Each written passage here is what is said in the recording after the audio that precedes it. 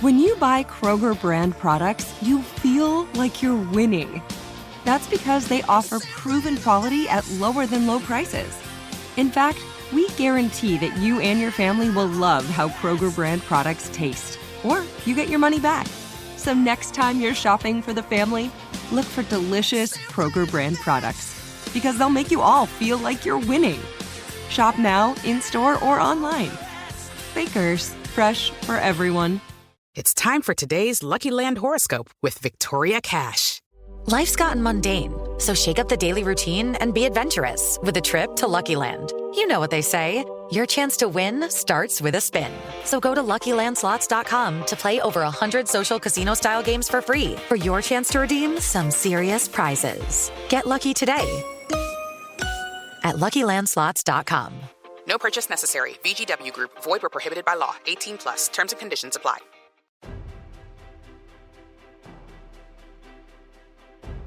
Welcome to another edition of Giants Top 100 Players presented by Bud Light. I'm Bob Papa, joined by Bob Glauber, longtime writer for the National Football League, covering the New York Football Giants. And Bob was part of the blue ribbon panel that we assembled in compiling the top 100 players in Giants history. And Bob, over 5,000 players have worn a Giants uniform since 1925. Really unique challenge in trying to figure out who fits and in what eras, and how to judge the numbers from the different eras. That, you said the different eras. That is the big challenge. You're talking about players you're familiar with. I covered Sean, I covered Plexico. Okay, I know that it's a little bit easier.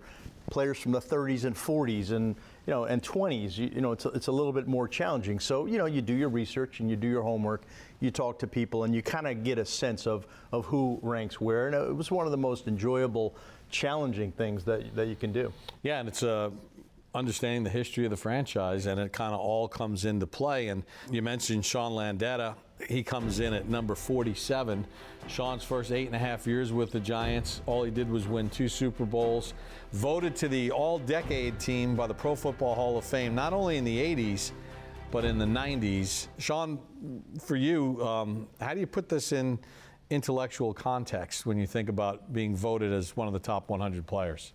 Well, first of all, my first thought is to thank whoever was on that blue ribbon panel to feel that I belonged, because certainly when you say those numbers, 5,000 players and only 100, very easily you can say, well, I may have played well, but certainly wouldn't be on that list. So it's a great, great honor to be on that list for any team, but especially a team like the New York Giants with their history. Landeta's kick, a beauty. That's a 55-yard kick to the 15-yard line. Very lucky, I think, that I played here when I did.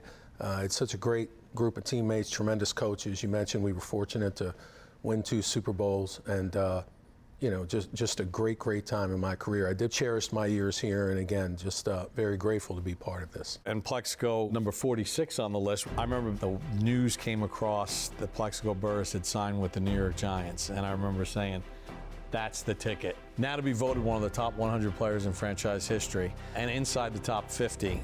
When you reflect upon all of it, does it seem real? I was shocked. I was surprised. I was sitting at my desk on, I believe it was a Saturday, when you reached out to me and called me and said that, I've been selected amongst the top 100 players to ever wear a New York Giant uniform. And I just said to myself, I was like, wow. I kind of just, sat back for a minute and just thought about all those great players and all the great teams that came before me. And being a kid growing up in Virginia, we didn't have professional football. So the only time I got to see the New York Giants on TV was when they were playing Washington. And going back to that and watching those guys play back in the 80s and early 90s, and for me to be sitting here today selected amongst the top football players to ever play for this organization, I mean, it's an honor and a privilege, and I just thank for everybody, New York Giants and the organization for including me. You mentioned Washington.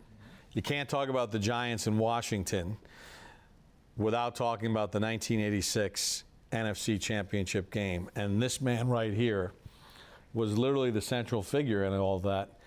The wind at Giant Stadium back in those days before they had built the press box and wind patterns was brutal. And Bill Parcells defers the opening kickoff to play the wind game.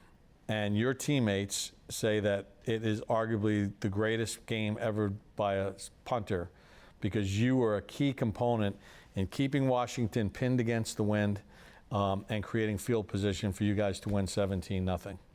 Well, you know, I was very fortunate that day. I appreciate them saying that. There certainly were many other guys I thought more valuable than me, but you know, I was kind of lucky that I got to practice in it every single day. I mean, every Sunday before the game, the other kicker and punter would come right over to me and say, "What's going on in this place?"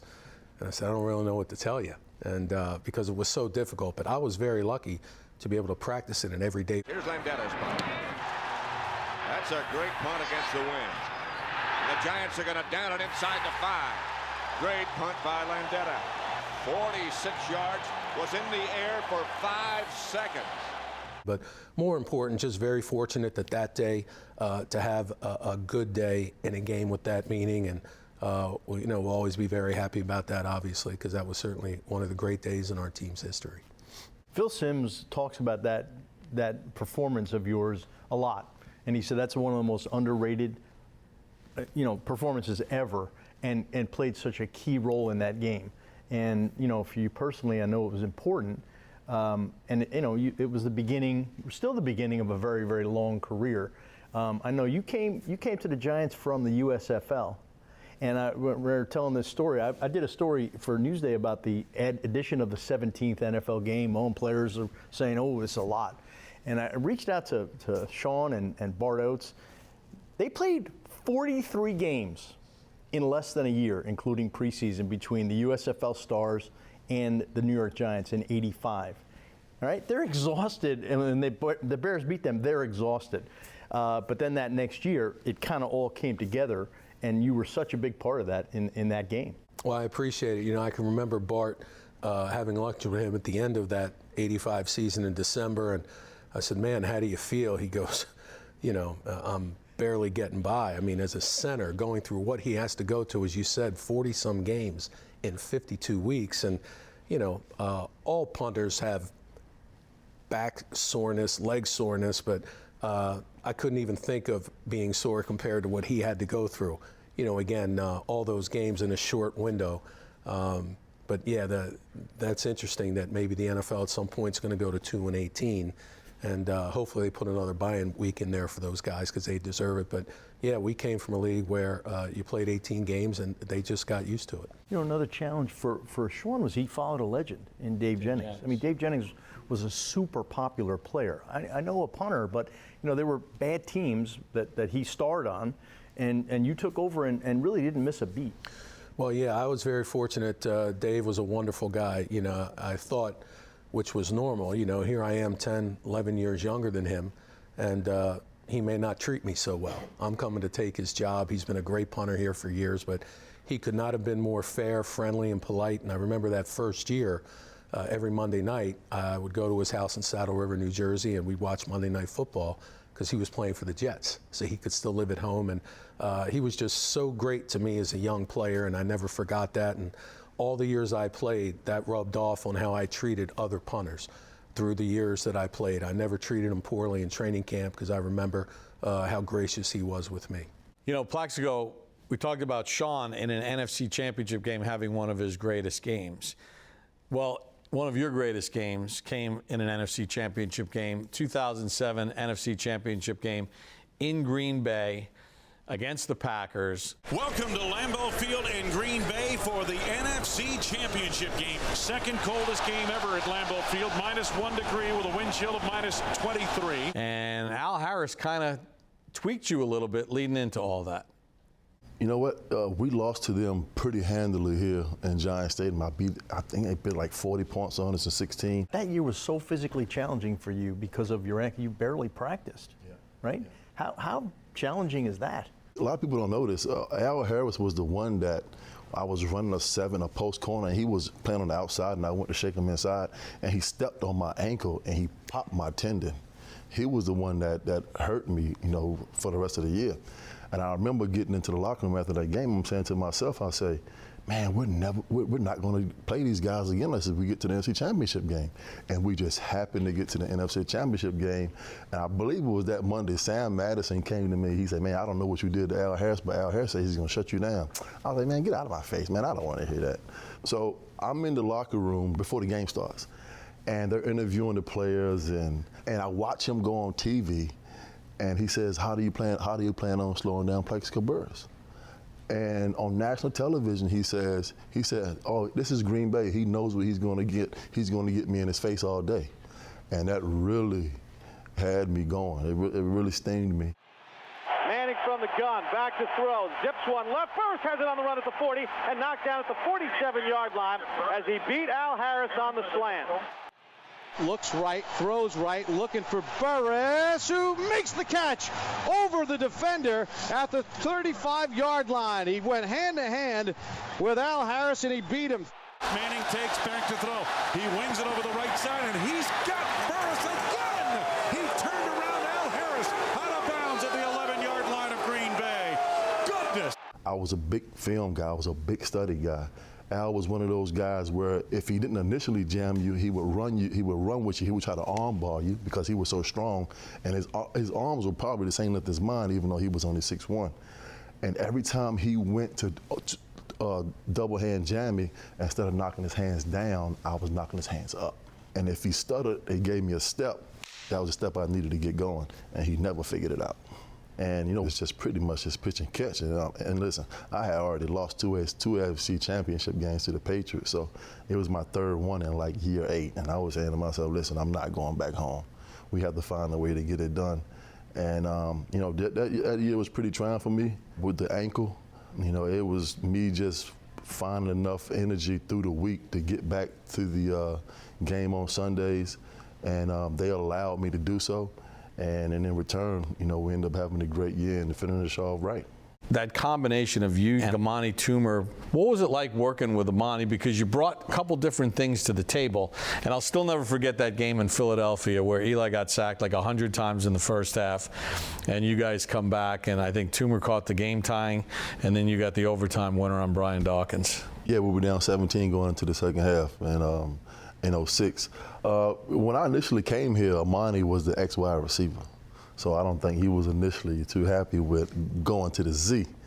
And, he was kind of, me and him were kind of, quiet when I first arrived. And we slowly became, good teammates, great friends. And we had a tremendous amount of respect for each other. I think one of the things that people don't, realize about Amani is that he was a perfectionist. He wanted to do everything right and get everything right. Trust me, when you was in a wide receiver meeting with him, he never lost a debate or an argument based on what his assignment was.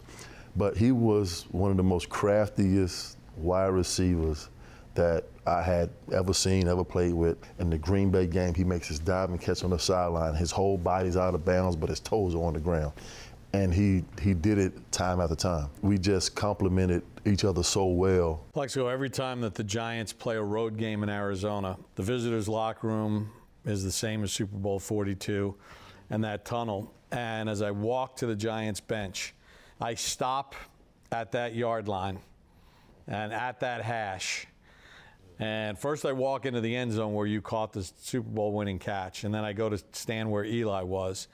Take us through what that was like for you, because every kid that plays sports either wants to hit a home run in the bottom of the ninth to win a World Series, hit a jump shot, or catch a touchdown pass to win a Super Bowl. I just remember, walking on the field for that drive.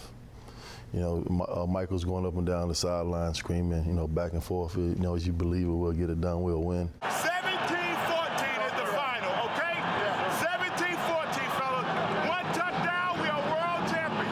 Believe it, and it will happen. We have this drive. One of the plays outside of David Tyree's catch that people don't really pay a lot of attention to was the third down play that Smitty made to stay in bounds. You're talking about a rookie to have the alertness to understand and know where he was at that certain time, because if he just goes out of bounds right then, we're probably at 4th and 2, but he stays in bounds and gets his third down. And then obviously we get to the play where I scored on, and 1st and 10 at the 13. 39 seconds to go. Giants down by 4. It's an X fade, and I had watched so much film on Ellis Hobbs, and I played against him in week 16, and for some strange reason, when he jumped in a zero coverage, he would back up to the goal line and he would stop his feet. And I watched him do it over and over and over again. And when the play was called, I said to myself, first of all, Eli grabbed me when I came out of the huddle. He was like, hey, if the guys give you one-on-one, I'm throwing it. And I'm like, man, they're not going to double cover me now. They'll be crazy. So as sure as I get to the line, then they're in zero coverage. And I say to myself, listen, if he does exactly what I've been watching him do on film, he's going to back up to the goal line. He's going to stop his feet. And I said to myself, if he stops his feet, I'm just going to give him a move and run right by him. If you watch the game, the pregame, me and Eli were throwing that same pass. It's like repetition. We can do it with our eyes closed. And it was just 1, 2, 3, boom, and get back to the corner of the end zone. And the ball came down, and the rest is history. Manning calling signals, takes the snap, looks left, lobs it left. Burris is wide open. Touchdown Giants! In the left corner of the end zone. Touchdown! With 35 seconds to go, and the Giants regain the lead. Manning to Burris. To be able to end that game in that fashion, it still kind of, gives myself the goosebumps sometimes. Plexico, you did your thing, coming up clutch for your team when they needed it most. How on earth does this feel? For us to come out here and get a win, man, it just means so much.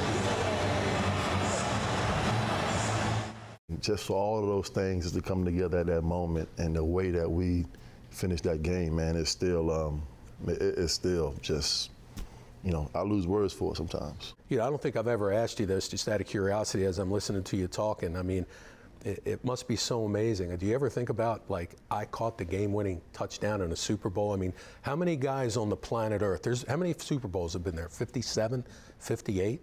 A number of teams have won. I mean, how many guys have caught a game-winning touchdown in the Super Bowl? I mean, that just, for you to have that forever. I think I understand it, but maybe I don't. Obviously growing up as a kid, every kid wants to get to the pinnacle of the sport, and we walk down the street throwing the ball up in the air. He's alone in the end zone, 3, 2, 1, the game is over. But, just being there in the moment, and I remember getting back to the hotel after the game, and Coach came to me and he was like, you don't even understand what you just did. I was like, man, we won a Super Bowl.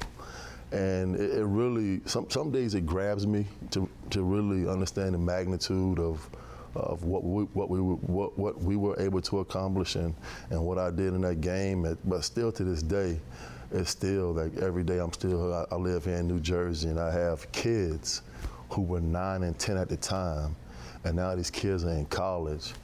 And that's one of the things that you enjoy the most, because they were 8, 9, 10. Now they're in their 20s, and they're like, hey, man, it was like the greatest day of my life as a kid. Well, the impact of it that you talked about, how many guys have actually caught a game-winning Super Bowl touchdown catch, is that there's kids that weren't even born that are Giants fans that know that Plexico Burris caught the touchdown pass to beat the undefeated Patriots. Yeah, man, it is something that, obviously, you could never imagine as a player. You spend so much time of your life through the journey trying to get there. And then when you get there, he knows it's like surreal. And I would say for that whole 4 quarters of that football game, from the time those white flags went up with the NY on them, I never felt my feet hit the ground for the next 4 hours. I mean, that's the feeling that I had. I'm pretty sure all of my teammates did when we were out there on that football field. Is that a commonality between your championship teams and his championship team, in the sense that it's the detail, it's the coaching, and it's the players putting in the extra time to be the best that they can be in those situations, to execute at the highest levels?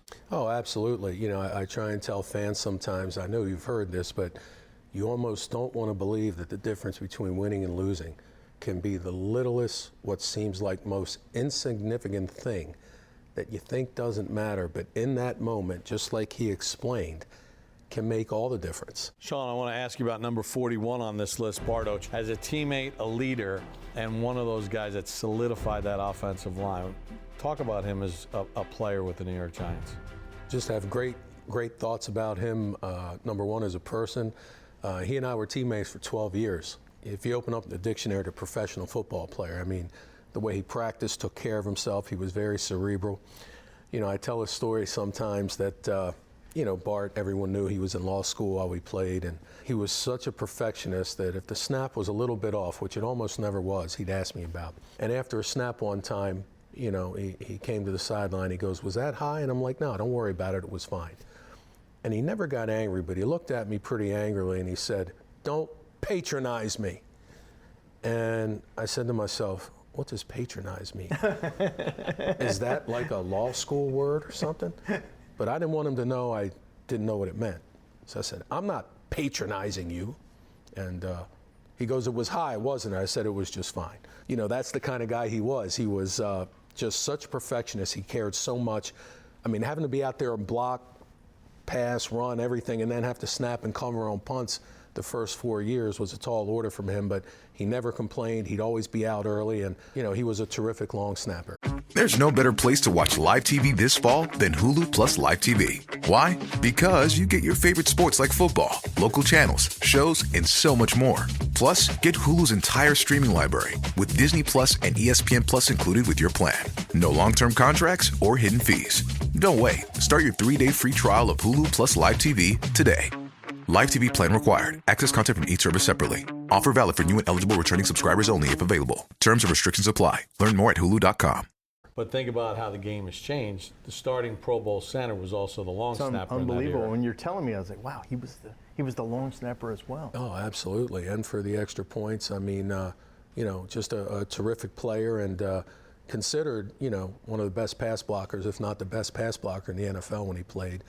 So nimble for a big guy and absolutely deserves to be on that list where he is. Let me go to number 48 on this list, a teammate of yours, Jeremy Shockey. An incredible player. He called me back like 3 different times after I called him to tell him that he was in the top 100, screaming of joy and happiness and shock. And he called me thinking that I was punking him or something like that. But what was he like as a teammate? I tell everybody this, that, man, he's a great person. And I narrowed my decision down to come to play in New York because I wanted to play with Jeremy Shockey. I understood offensively, this guy in New York is so dynamic, and he plays with an attitude, and he plays with a purpose and a passion that you want to be a part of. It was just a pure joy to be able to, you know, be in the locker room with him every day and take the football field with him because, man, I seen him helmet pop off and trying to run guys over with no helmet on, and I get back to the huddle and I'm like, "Dog, what the hell are you doing, man? You don't have a helmet on." And he was that kind of player, man, and he was just so passionate about his craft and his position that sometimes it was, you know, it was here, it was off the roof, but you just enjoyed playing with him as a player. Incredibly, one of the most passionate players I've ever seen. He was like a colt, you know, he was a wild horse, and he needed to dial it back a little bit. Maybe that held him back in some ways in career-wise, but the talent was off the charts. Another tight end's on this list at 43, Bob Tucker, who was a brilliant player. He was the first tight end to lead the league in receptions in 1971. So, you know, again, we talk about, you know, today's era and how tight ends are used, and you think of Kelsey at Kansas City and Gronkowski and all that. But the Giants were kind of ahead of the curve with how they use their tight ends, especially with Fran Tarkington. I mean, and it sounds funny, right? He had 59 catches to lead the league. Different game. You know, they could grab the guys all the way down the field, but a brilliant football player. Ton of catches in that era, and he was a very smooth player. He just was an effortless route runner. Just a personal thing about Bob Tucker. One time, my father had a friend, his cousin was a big Giants fan. He took me to my first game at Yankee Stadium, and he knew Bob Tucker. Bob Tucker came to our house. My grandmother had to be at the house, and my father's cousin introduces, "Hey, Estelle, this is Bob Tucker. He plays for the New York Giants." My grandmother's 5'2". She goes, "You any good?" So, and he was very magnanimous about it, but that, you know, he just had it, and he was a very, very polished player, And again, the route running was just, it just made it very, very easy for whoever was. Well, it's kind of fitting that Shockey and Tucker are in this group, because Tucker held the Giants record for most receptions by a tight end until Jeremy Shockey broke it. Tucker still holds the record for Giants tight ends for the most receiving yards. Rodney Hampton comes in at number 45, your teammate on Super Bowl 25. You know, it's a crowded room he comes into with a lot of really good players at the running back spot, but he changed the dynamic of what the Giants' rushing attack looked like before he got hurt. Yeah, Rodney was terrific. You know, I can remember his rookie year in 1990. We were there in training camp, and I'd always get in the ice bucket to cool my legs down so they wouldn't get sore from punting. And I can remember early on, I said, Rodney, come and see me after practice. And, you know, he's a 20-year-old rookie and doesn't really know me. And I get in the ice bath. I said, I want you to start doing this. I think this is going to be good for you. And his eyes kind of got big, and he's like, I don't know about that. And I just said, just trust me, it'll be good for you. And even to this day, when I see Rodney, he's like, man, that was so great that you told me to get in that ice bath early, you know, just because his legs were how he made his living. But just what a wonderful guy, besides a great player. He had 5,000 or 6,000 yard seasons. And I know he and Otis kid each other sometimes. Rodney will say, you know, Otis, you're lucky I got hurt, because if I didn't get hurt, I'd have been Super Bowl MVP in 25. You know, they go back and forth with that. But what a great career Rodney had, terrific player, and even better person. I want to ask you, from a specialist standpoint, Pete Gogolak, one of the original soccer-style kickers, was one of the great Giants of all time. You know, you talk about a historic deal. I mean, soccer-style kicking, you know, he's like the guy in the beginning, and that was a big deal, you know, when he started doing that. And to play for the Giants as long as he did, and from what I understood, he you know, he stayed in the area, had a very successful career after football in New York, and you know, but just one of the guys, one of the original sidewinders, if you will. You know, now that for years there's just been generations of soccer-style kickers, and you know, he was like the original guy. And still holds the franchise record for the most points scored. Yes, and also that's pretty amazing after 99 It really seasons. is, and he helped form the NFL as it is today, because he signed from Buffalo with the Giants. So he left the American League and went to the National Football League, and it kind of created this signing war. And the NFL had been losing players, but once Gogolak signed, that really signaled the beginning of the NFL's kind of war with the AFL and then the eventual merger that, you know, of both leagues. Bob, at number 44 on this list is Jack Stroud, who played 132 games for the Giants, part of that 1956 championship team on the offensive line. The guy helped the Giants get to 6 NFL championship games. He went to the Pro Bowl 3 times. He was a multiple first team or second team All-Pro. That tradition and that thread of championship teams and offensive lines goes back and back and back. Yeah, it really does. And Stroud is probably, you know, you think Rosie Brown is the iconic offensive lineman for the Giants, but Stroud is right there. And you talk championship pedigree, he had it, and then some. And, you know, those teams were kind of defined by what their lines did, and he was as good as there was. Number 49 on this list, if you're a certain age and you say Spider, everybody knows Spider Lockhart. Third in franchise history in interceptions, behind only Emlyn Tunnell and Jimmy Patton. 145 games as a Giant, a Pro Bowler. You know, this is a guy that during the lean years was one of the shining bright spots that the New York Giants had. So talented. He was athletic. He was very, very fluid, very smooth, and he was a ball-hawking defensive back. So he got his share of interceptions, and he was. And back then, even, you know, there were bad teams, but they were good defensive teams. They would lose, but their defense generally showed up, and Lockhart was at the front of that line. Spider Lockhart was one of the beacons of hope. You guys wore his patch during Super Bowl 21. As a player, did you guys as a group understand the significance? Because he had been battling cancer and he died, and the Spider Lockhart patch 43 was on. Did you guys understand what he meant to this franchise? Initially, I don't know how many of us did. Certainly, we all knew who he was because he's been such a great player here for so long. But, you know, not very often. You see it more today, but back then, very seldom did you see a team put a patch on a jersey for a player. So I think all of us really understood what he meant to the team. I learned a lot more about him, what kind of player he was. And, it turns out that year we won the Super Bowl. It's, it's easy to look at a picture, and you can know right away it's that Super Bowl season where you see that white patch with the red spider on it. And, it was something different because, I'd never been through that before where you had a patch. And, but certainly he deserved that. And so great that, the year that was on there that we were able to win the Super Bowl. Ray Flaherty comes in at number 50. So this is a guy who has his number 1 jersey retired. Pro Football Hall of Fame, 1976.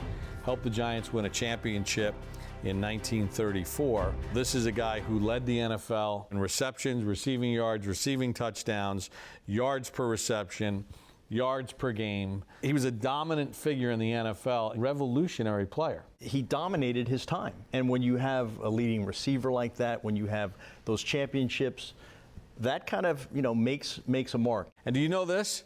He's the first football player, professional football player in league history to have his number retired. So he's the first player ever? First player ever in the history of the National Football League to have his number retired, number 1. And his jersey number was number 1. Yeah. So there you have it. Fitting. Fitting, very fitting. As we look through this list and we kind of talk about players of the past, covering both of these guys, I want to get, what was it like covering Sean Landeta? I loved, first of all, Sean was the best player to interview because you didn't have to use a tape recorder. He spoke very slowly. You could write down all his answers. But he had a personality that was great, and he loved it. Sean loved being there. I remember the Super Bowl. We're out in Costa Mesa at the team hotel. Fans are going crazy for the Giants, right? I mean, it is just they're rock stars, and we're in the hotel, and a crush of fans is in the lobby, and you come down out of a stairwell and say, "Is there anyone see a payphone around here?" But you were surrounded by these fans, and you loved it. But I think that kind of symbolizes that you love that moment, and he was a big moment type of player, and not everyone is like that. And Sean rose to the occasion so many times, and and his longevity was remarkable. But I know that first championship year was pretty special, and you really reveled in it. Oh, sure. I never played football until I was a senior in high school, and went to a Division II school. Fortunate to play well, and here you are. You're 22 years old. You're in the Super Bowl. You're in the NFL. 22, 23, and just unbelievable. How is this happening? It's something every kid wished, but now this is really happening for you. And just, I did, and I'm so glad I took it all in, and was just so happy to be part of it, and to talk to you guys every day, and just loved every part of it. And I'm glad I felt that way about it, because even though I played all those years, they went by so quick. But to be able to look back and felt like you drank it all up, you enjoyed all the things about it, because a lot of guys will tell you, because it goes so quick that the old phrase, you don't stop to smell the roses. And that's easy to do because there's so much pressure to play well, practice well. Are they going to have me back next year? I got to make the team. I'm just glad I tried to take all that in. And one of the reasons was, as a punter, they only keep one on every team, and you got to make the team every year. So you hoped you would be there, but you never knew how long you were going to be there. So I think that was part of it too, that it's like, well, you're here this year, so take it all in. And I'm just glad I was able to do that.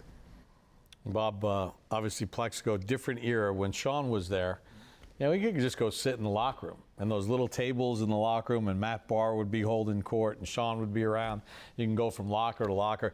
Bill Belichick, the defensive coordinator at lunchtime, would wheel that bike through to eat a sandwich while he was watching, but he would stop and talk to the press. Plexico's time, it was a little different, a lot more organized, a lot more restricted. As you covered this group, though, and watched them sort of mature, and then in 04, Eli comes in, and then 05, they get to the playoffs, lose to Carolina. They didn't play well. Then the Philadelphia come up a little bit short, but watching this team, what was it like being around these guys? You know, it was better than it is now. It's very restrictive now, but we got to know them pretty well, I would say. And one of the unspoken and underrated aspects of that 07 season, you know, after 06, Coughlin had a problem, right? He was too intense.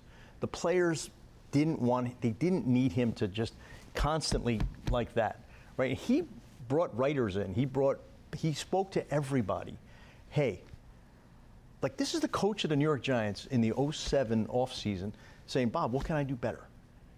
Neil Best, what can I do better? He's bringing people in. I said, well, you know, Tom, I knew you when you coached as receivers. We could be with you. You asked about our families.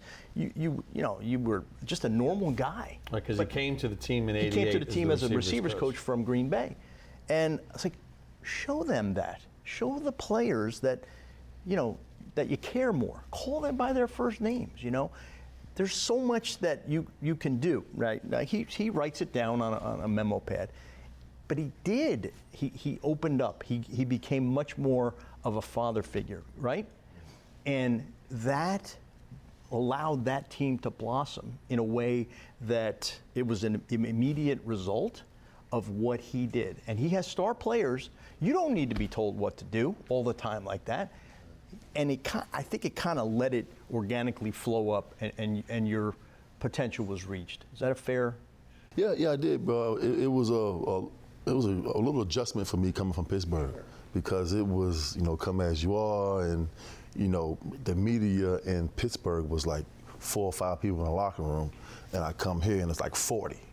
And it's, you know, nobody really cared about practice, but when you were here in New York, if you dropped the ball in practice, it made the newspaper. You're like, this is crazy. It's just a drop ball in practice. But I would say with Coughlin, you know, when I first got here, it was a little, you know, like iron on iron kind of deal. And I didn't really understand a lot of the things that, you know, were going on. And I tried my best to do to kind of, you know, go along with, you know, what his coaching style. But in that 07 year, he did form a committee of guys, and he did become a little bit more lenient in some of his rules and different things like that. And it did translate into us, you know, believing in the system, becoming closer as a team, and really buying into what, you know, he was teaching and coaching. Guys, this has been a tremendous honor to sit with you, Plexico, Sean, and to celebrate this top 100 list with 2 men that are, you can't write the history. That was one of the things that we used as a determining point, right? Can you write the history of the franchise without these players? No, you cannot. Well, and one more thing, man. I just want to say thank you to Ernie Accorsi for, you know, bringing me here and believing in me that I could bring this franchise a world championship.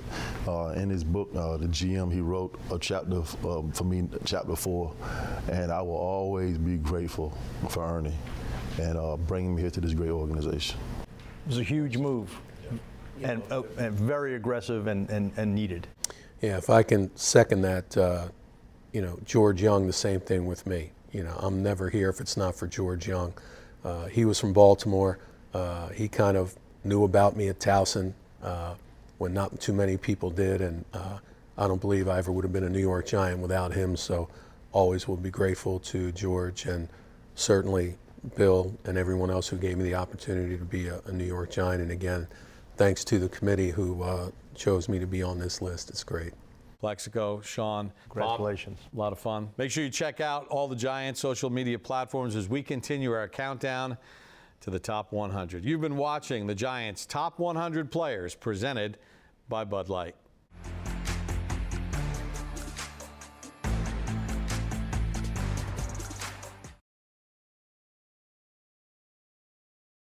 There's no better place to watch live TV this fall than Hulu plus Live TV. Why? Because you get your favorite sports like football, local channels, shows, and so much more. Plus, get Hulu's entire streaming library with Disney Plus and ESPN Plus included with your plan.